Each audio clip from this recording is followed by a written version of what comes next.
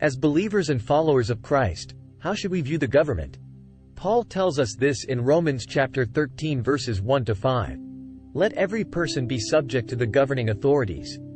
For there is no authority except from God, and those that exist have been instituted by God. Therefore whoever resists the authorities resists what God has appointed, and those who resist will incur judgment. For rulers are not a terror to good conduct, but to bad. Would you have no fear of the one who is in authority? Then do what is good, and you will receive his approval. For he is God's servant for your good. But if you do wrong, be afraid, for he does not bear the sword in vain.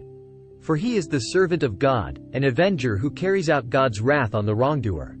Therefore one must be in subjection, not only to avoid God's wrath but also for the sake of conscience. This passage clearly says that God is in control and establishes the governing authorities of all types. As believers we need to accept this and believe that God has a purpose and reason for who he puts in control.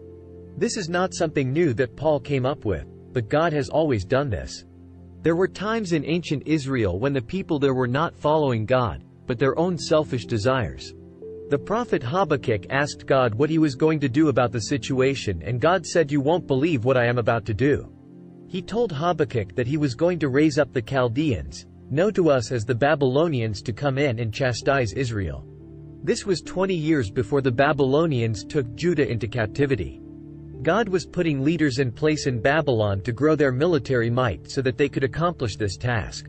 Habakkuk complained to God that the Babylonians were worse than the leaders in Israel, and asked what was God going to do about that.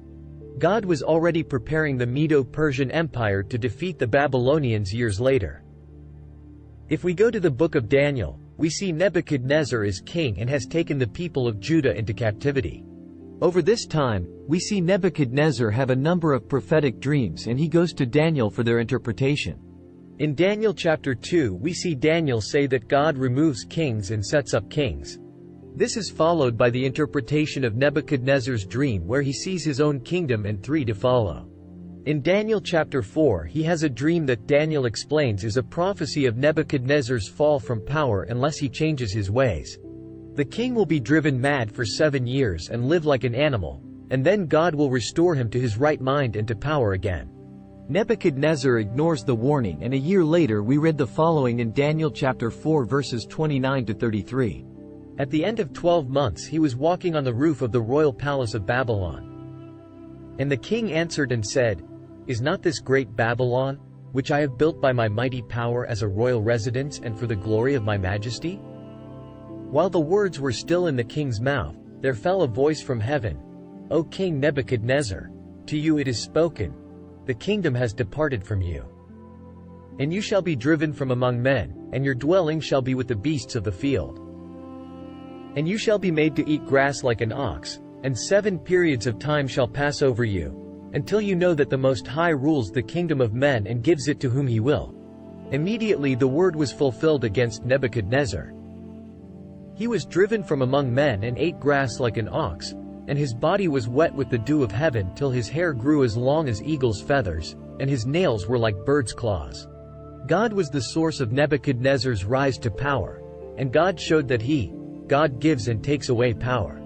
We live in a different age where we vote on our leaders, but should we believe that God does not still select who our governing authorities are?